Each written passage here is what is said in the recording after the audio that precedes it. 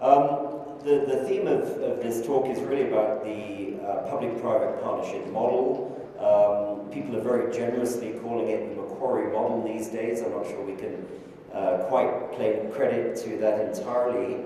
But I thought I'd start off with just a quick introduction to who Macquarie is and what the features of the model actually are. If you want to slavishly follow my slides, by all means try, but I'm probably not going to, so you may get a little confused. So first of all, who is Macquarie?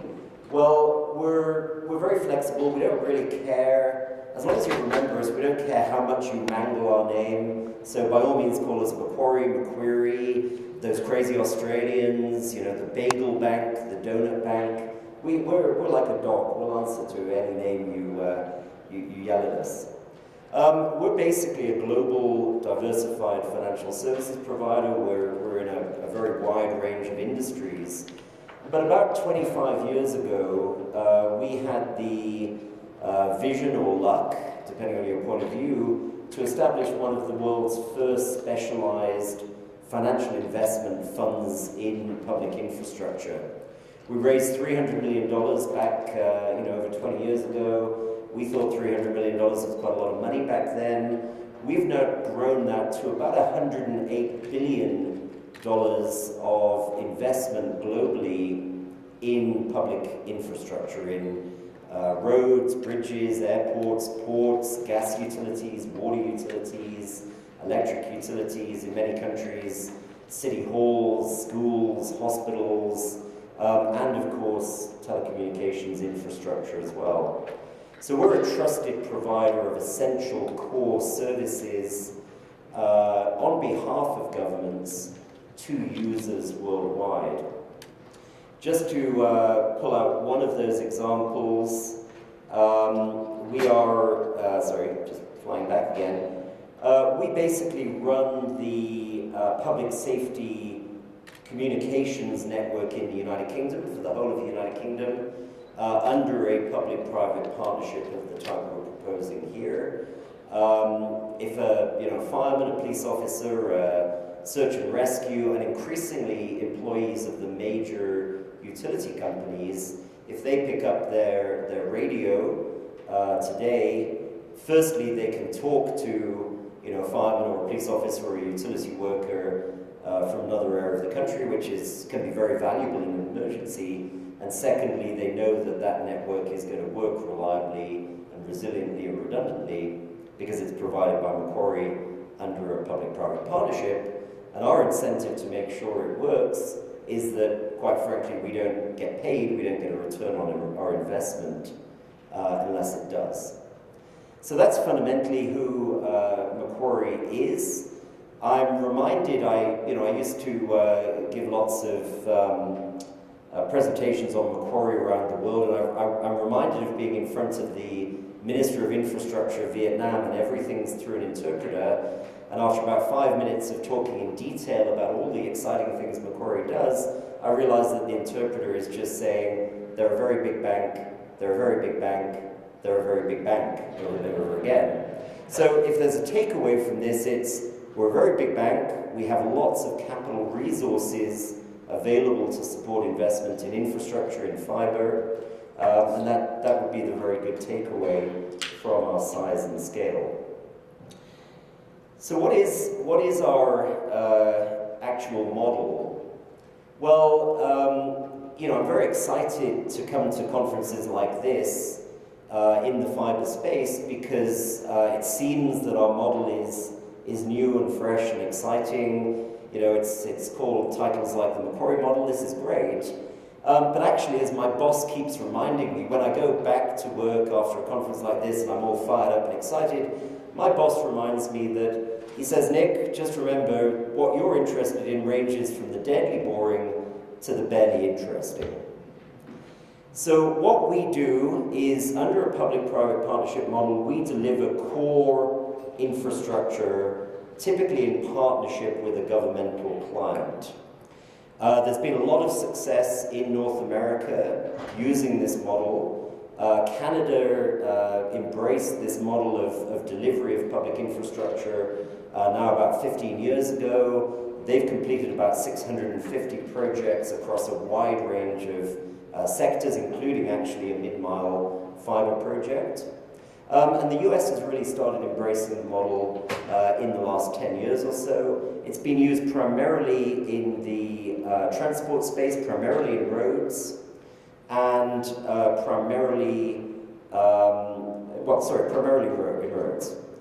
We're very proud, I'm personally very proud, that we have a landmark project here in Colorado. Macquarie led the successful bidder for a project to build a mass rapid transit project, a rail project, basically linking the airport and several of the key suburbs and the downtown of Denver, Colorado. So that's a very good example of our public-private partnership model in action here in Colorado. So what is the model? I get a little frustrated sometimes because a lot of things here in the United States are called public-private partnerships, and many of them are not what I would call a public-private partnership, and many of them don't necessarily reflect very well on our public-private partnership model. So our model is one in which our government partner basically retains control of the asset that's created and retains control of what the asset does, so what the service delivered by the asset is intended to be and what performance it is measured by. So unlike privatization, this is, the public-private partnership fits between sort of public delivery and full privatization. I'm an investment banker. That makes me a kind of red-blooded capitalist. I also started my career in the Thatcher-Reagan era, so privatization was very much the theme. But I think what many people have come to realize, including me, is that a lot of core infrastructure doesn't lend itself well to pure privatization models because it's fundamentally a monopoly asset. It's fundamentally a monopolistic or a monopoly asset. So my view is just like a sewer line or an electricity cable to your home, it's highly unlikely, unless you're very popular or very wealthy, it's highly unlikely that you're ever going to have multiple fiber optic cables coming to your home. So we see fiber optic very much as a core public infrastructure asset, which shouldn't be controlled by the private sector. It shouldn't become a piece of infrastructure used as a barrier to entry. So the fundamental component of our model is one in which the government retains control, but we take responsibility over a long-term concession, typically in the fiber space 30 years, in roads 40 years, in some forms of transport. We signed a deal with the city of Chicago for 99 years. We take responsibility for the design, the build, the financing, the operations, and the maintenance of that asset to deliver the required services over a long-term concession. If we don't perform in accordance with the contractual conditions, the service level agreements in the fiber space, if we don't perform, we're subject to deductions from the payments that we're entitled to. And if we really don't perform, then the government can basically take the asset back, give it to somebody else to perform, or perform those services in-house. So we have a very, very strong, it's like a 30-year warranty, which we're financing, and therefore you don't have to take us to court to enforce the warranty. You simply stop paying us. It's our financing commitment basically backs the warranty of performance. So that's basically the model: design, build, finance, operate, maintain. We take performance risk on the asset. Now, what do we do? A lot of what we do, going back to my boss's comment about the barely interesting to the deadly boring, a lot of what we do is all of the detail that you've heard talked about in other sessions today. We analyze the project in enormous depth because we're taking the risk on it for 30 years. We make sure we've got the right partners to help us design and build it. We make sure we've got the right technology to deliver the services. We make sure we've got the right cost assumptions, because if we've got them wrong, we bear the responsibility. We can't come back to the taxpayer and say, give us more money. So we do very, very exhaustive due diligence, and we try and make sure as best we can that we get all of the details right. And that's a time-consuming, a complex, and an expensive exercise. For some of those who were listening yesterday, to get to a full, hard money committed bid on any of these projects is, runs to costs for us in the range of millions of dollars to even get to a proposal, a firm committed proposal to you to develop your project. So a lot of what we focus on is that nuts and bolts. And it's important nuts and bolts for a couple of reasons. What is often forgotten is that a successful, viable fiber network, yes, it has to get built, but that's probably on average only about 60% of the cost. The other 40% of the cost is actually operating it, maintaining it, and refreshing it so it continues to provide those quality of services for the next 20 or 30 years. Because the fiber itself, part of the reason we're so interested in it, the fiber itself is a long life asset. It's a 30-year asset. But the electronics that read the fiber, the network operations centers that provide the services, those are much shorter life assets that need to be refreshed, typically on a, say, 7 to 10-year basis. So a lot of the cost actually comes at the back end of these projects, not only the construction cost at the front end. So what did we do? We get that cost right. We also work on the basis of economies of scale, and so we can bring the capital cost down significantly. How do we do that? Well, there are basically, I think, two keys to our public-private partnership model in the infrastructure space. And they're words that you've heard a lot before today. The first word is ubiquitous. We're great believers in ubiquitous access to broadband. We think that it's good for social justice. We think it's good politically. But again, we're red-blooded capitalists, so we also think it's very good economically.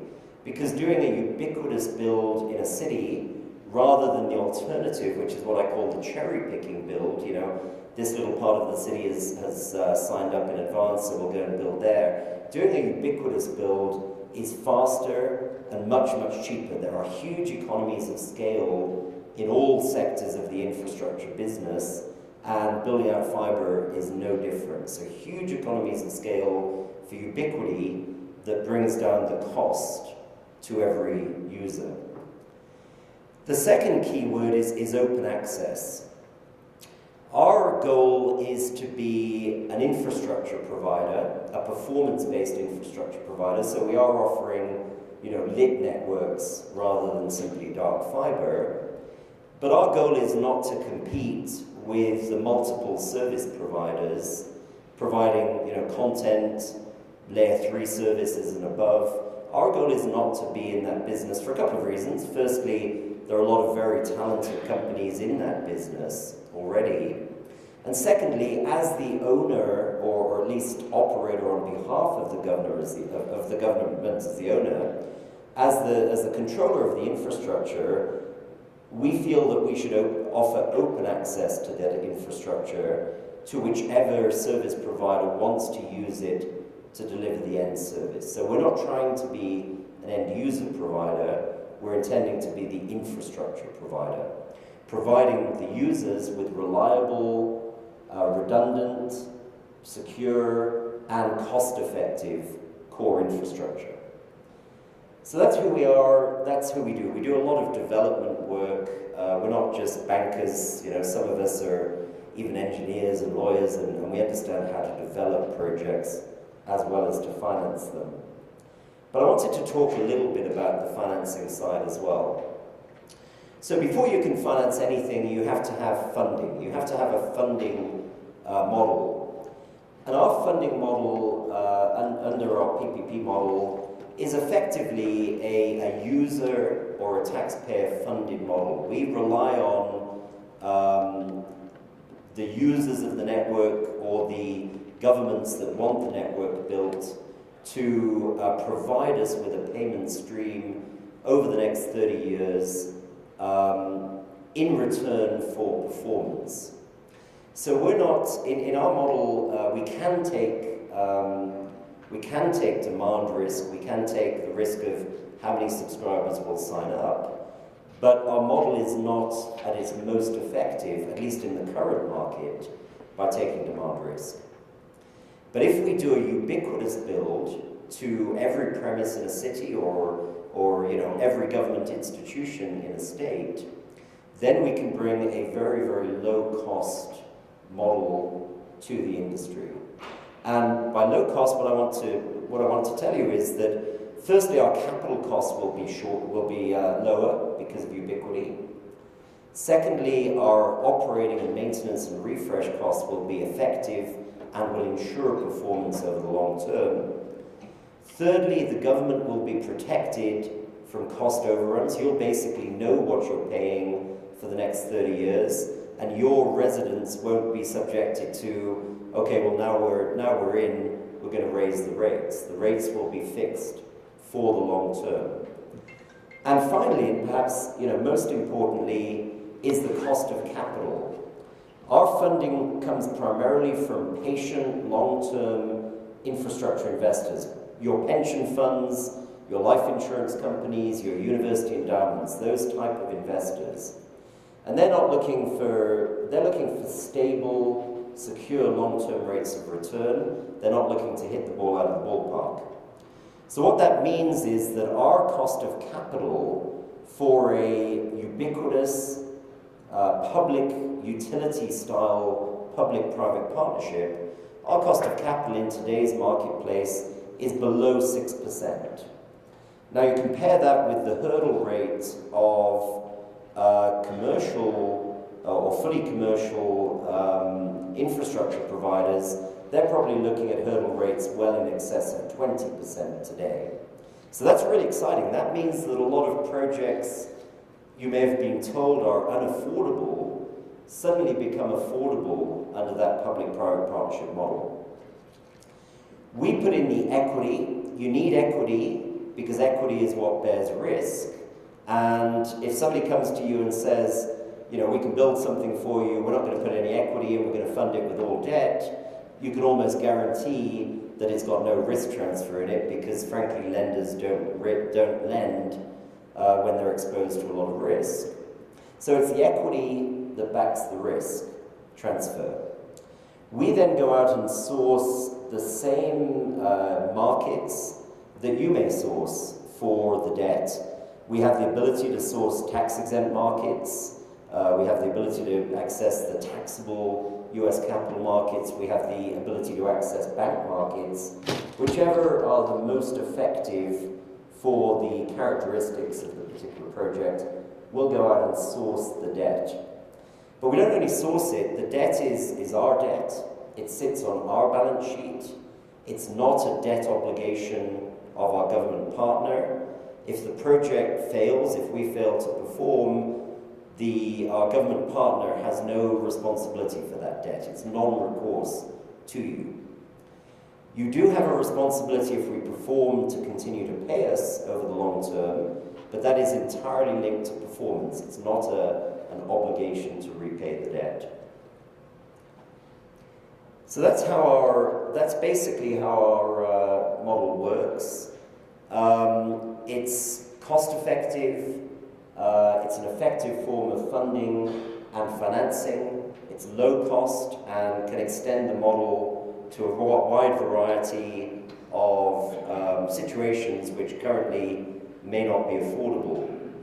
So what it does is it delivers a lot of risk transfer as well. We occasionally meet governments who say, well, you know, what's the value of risk transfer? What's the value of a fixed budget, a fixed schedule, you know, you absorbing the risk? All I can say is that if you're a government that takes the view that there's no risk in building out a fiber optic network, then I look forward to seeing your next project, you know, your high-speed rail line or maybe your nuclear power project in your community. The reality is that there is a lot of risk in delivery of infrastructure. Projects do go wrong. Frankly, sometimes our projects go wrong. What happens if our project goes wrong is that we bear the cost implications of that. You don't, the taxpayer doesn't.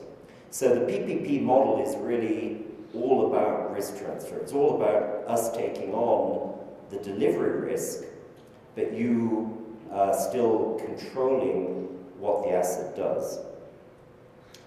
The final point I wanted to make is that I see many public-private partnerships in the fiber space where the partnership may work effectively, but I look at it and I say, okay, the public sector has given away too much.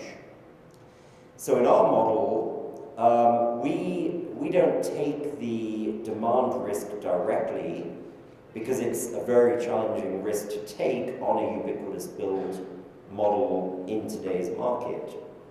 However, we will be your partner in commercializing and wholesaling the network, and we'll be your partner on a basis where you, our government partner, gets the vast majority of the revenue sharing, of the upside sharing from the project.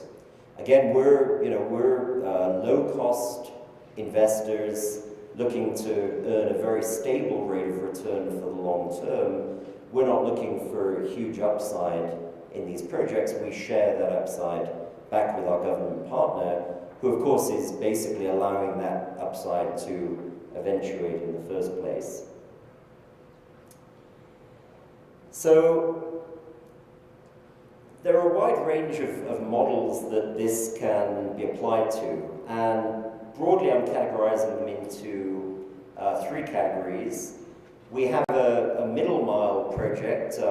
Jeff alluded to our project in the state of Kentucky.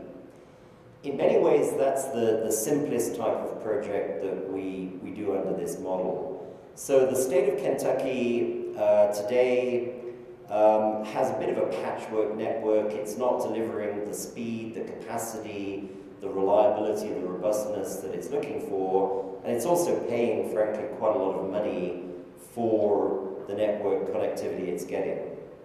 So the state of Kentucky has been very successful in consolidating and aggregating its spend on broadband communities, and they've brought in not only the state offices itself, but also their K-12 school system and their public university system. And they're partnering with Macquarie to build a statewide mid-mile network which will link well over 1,000 key state institutions, including all of the school boards, all of the public universities. We will touch every single one of Kentucky's 120 counties with a point of presence, and we're building about 3,500 miles of redundant ring configuration mid-mile fiber, and then providing that guaranteed service for the next 30 years using that network to the core anchor institutions.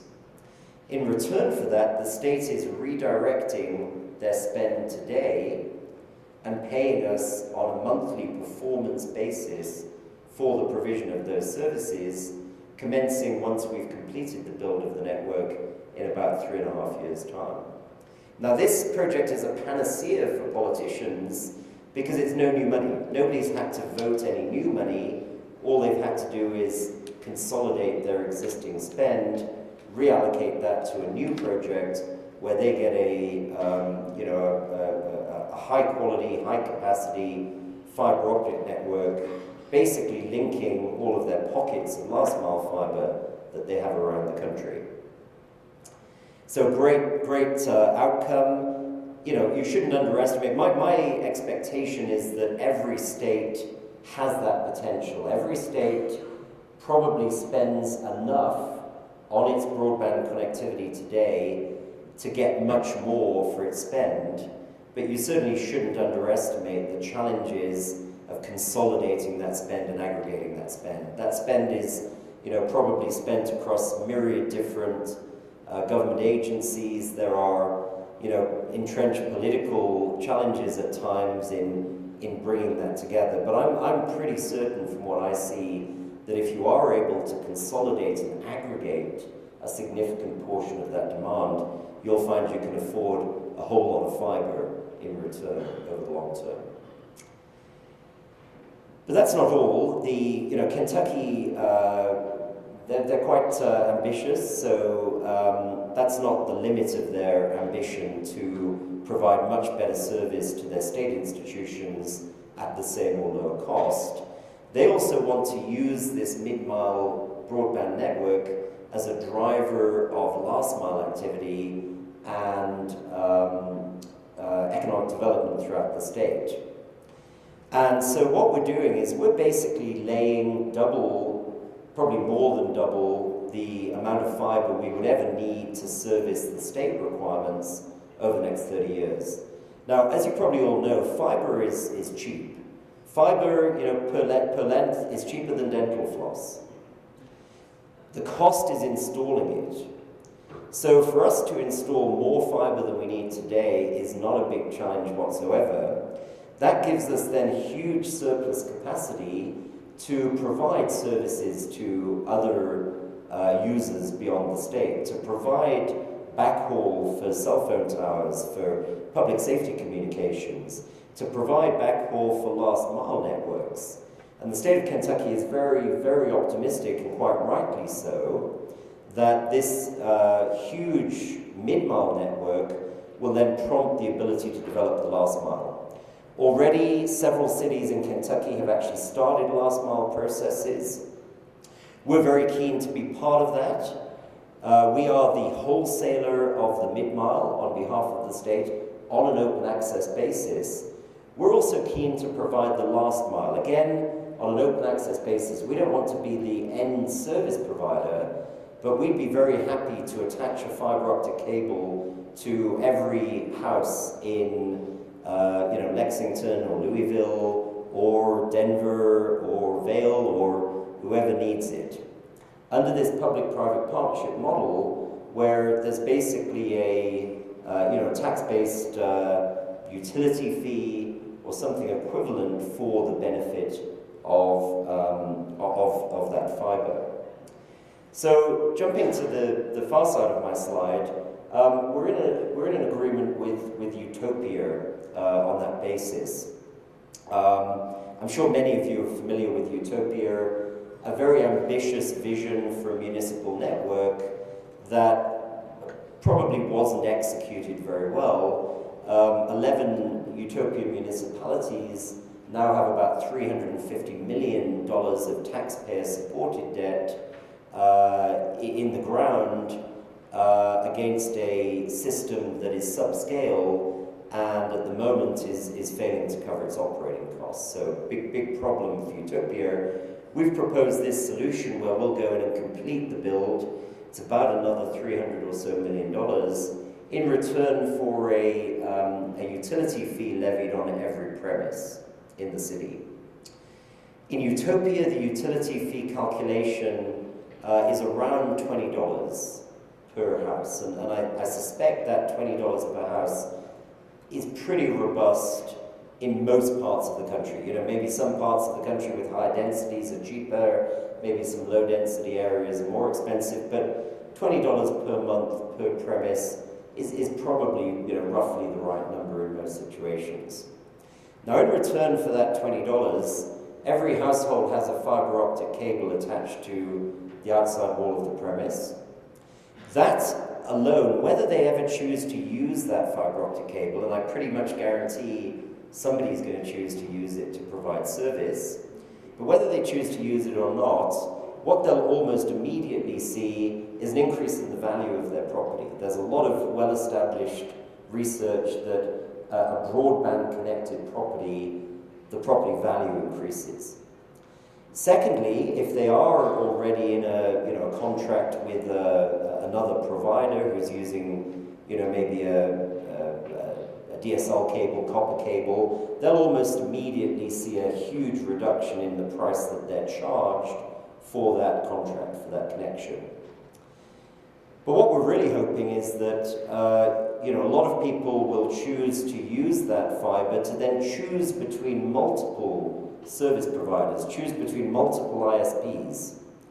We're pretty confident that we're going to be like a fishing boat with a flock of seagulls following us wherever we go. That flock of seagulls is going to be the ISPs willing to provide the end service to the customer using our ubiquitous, open access, cheap and affordable infrastructure to do so. And that'll generate enormous competition between ISPs with enormous benefits, not only on cost and price, but also on service levels. So that's basically our last mile model. We're currently progressing it in Utopia. We've just been selected by the state of Connecticut as their preferred partner to help develop a similar last mile opportunity in Connecticut. And in between these two, there's definitely the potential to utilize anchor tenants, whether it's governmental anchor tenants or large business anchor tenants, to help cross-subsidize the network and to help defray the costs of this last mile build. However, what I see over and over again is cities, states placing too much emphasis on the ability to roll out projects based purely on anchor tenancies, because the reality is that most large businesses, there's a whole marketplace of enterprise providers who are already providing, if not perfect, at least pretty good services to larger businesses. So there's just not that much margin that can commercially be squeezed out of the business community to cross-subsidize residential or retail last mile. However, with a 6% cost of capital PPP, you actually don't necessarily need that to make it very cost effective. So with that, I guess, Jeff, we've got about 5 or 10 minutes for questions from the audience. That's really what I wanted to describe. Thank you for your attention.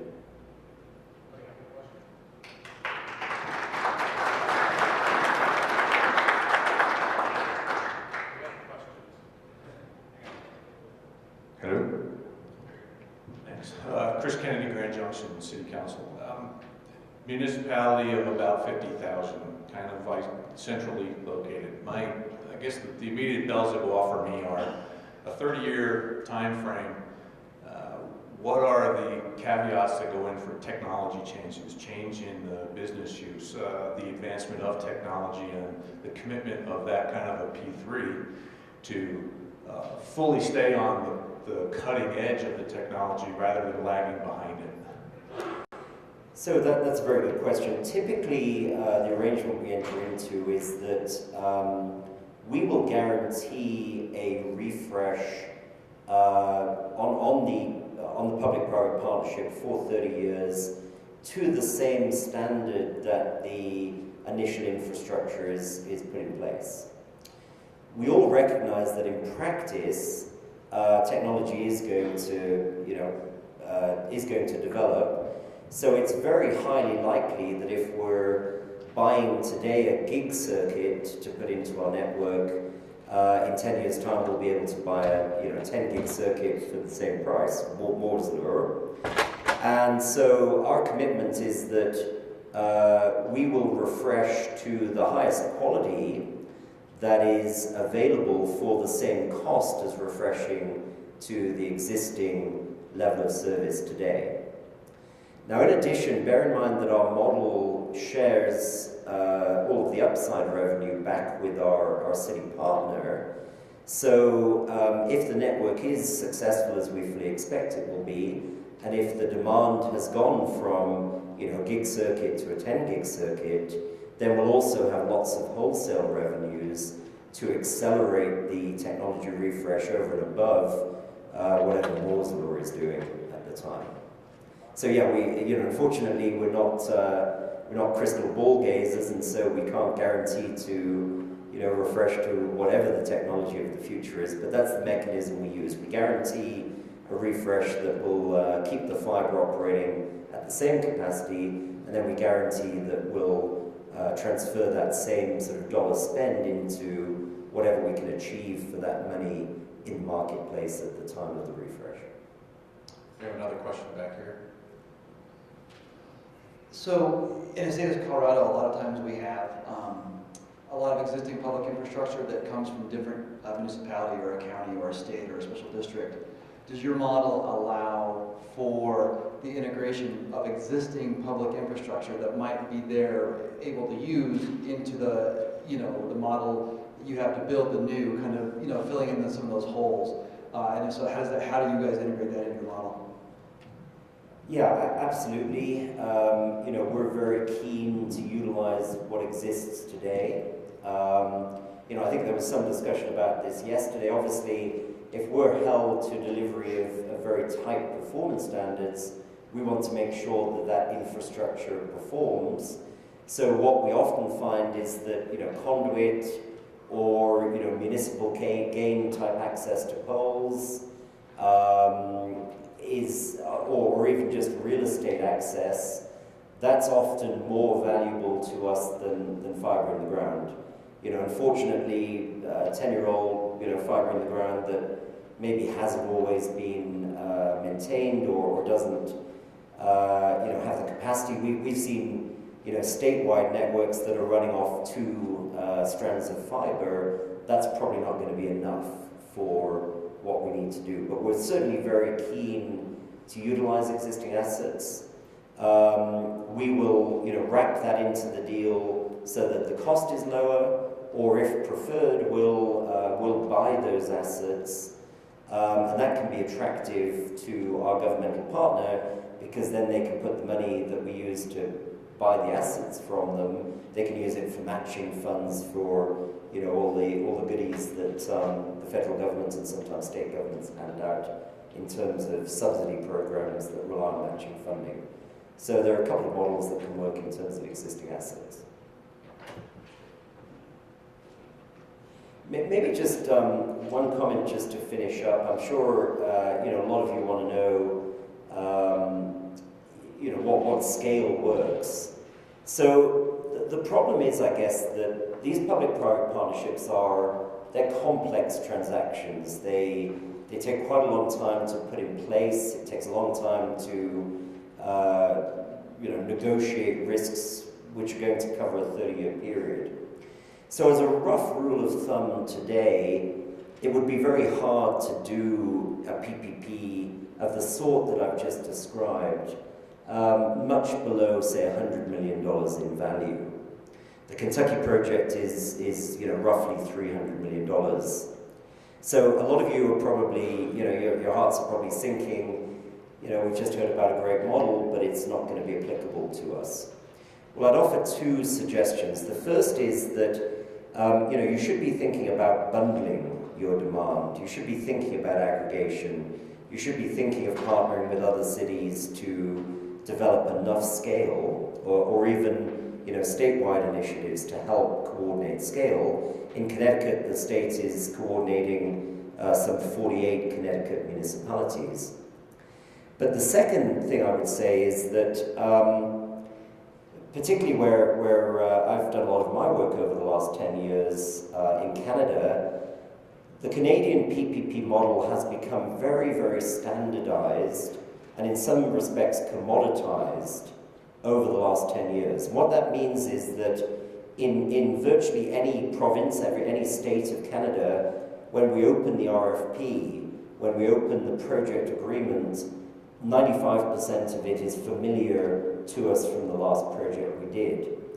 Now, with that standardization, Canada has brought the costs of doing a PPP down dramatically, and that means that PPPs in the sort of $15–20 million range are entirely viable And that opportunity, I think, will come in the US as well. So what I'd urge is, copy, imitate. One of the sad things about my business from our competitive position is that all of our technology, all of our contracts, everything becomes public the moment we close the deal. But for you, that's a huge advantage. Copy what's been done in the past, but because by doing that and avoiding reinventing the wheel, you'll bring the cost, the transaction cost way down, you'll bring the scale of projects required to support this type of PPP way down, and you'll be able to do a $15, $20 million